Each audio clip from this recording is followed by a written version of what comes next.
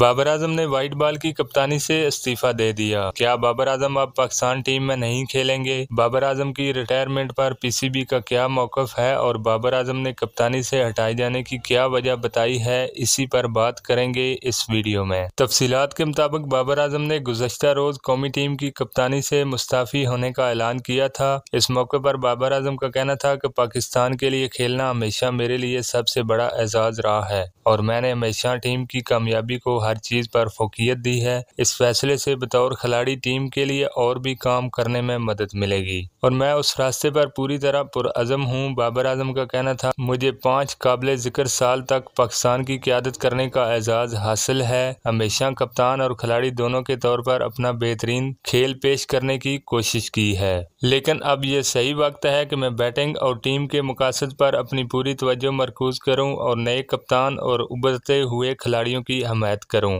اپنی بیٹنگ سے اثر انداز ہو سکتا ہوں، مجھے پورا یقین ہے۔